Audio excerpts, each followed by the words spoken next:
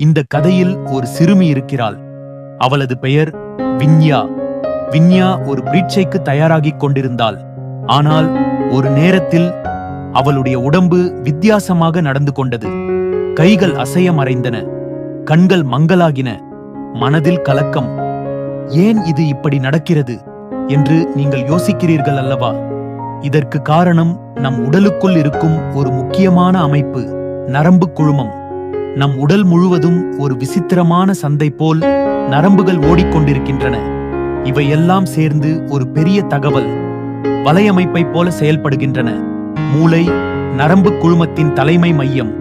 அங்கு இருந்து நம் உடலின் ஒவ்வொரு உறுப்புக்கும் தகவல்கள் அனுப்பப்படுகின்றன.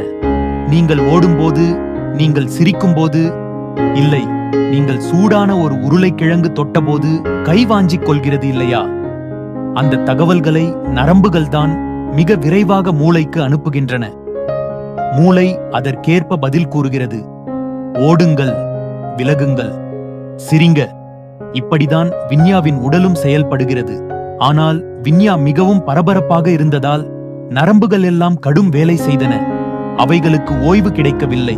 அப்போதுதான் வின்யாவின் உடல் போதும் என்று சற்று ஓய்வெடுக்கத் தொடங்கியது. வின்யா சற்றே மூச்சு விட்டாள், தூங்கினாள், அமைதியாக இருந்தாள்.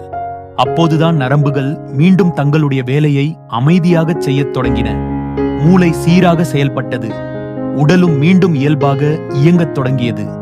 நம் உடலின் நரம்பு குழுமம் ஒரு மாயமான செய்தி நெடுஞ்சாலை போல. அது இல்லாமல் நம்மால் ஒன்றும் உணர முடியாது, அசைய முடியாது, சிந்திக்க முடியாது. அதனால்தான் நம்முடைய நரம்புகளுக்கும் மூளைக்கும் ஓய்வு தேவை. நாமும் நேரம் பார்த்து ஓய்வெடுத்து அமைதியாக மூச்சு இழுத்து நம்மை நாமே பார்த்து கொள்ள வேண்டும். வின்யா இப்போது நன்றாக இருக்கிறாள். அவளது நரம்புகள் மீண்டும் மகிழ்ச்சியாக வேலை செய்து கொண்டிருக்கின்றன.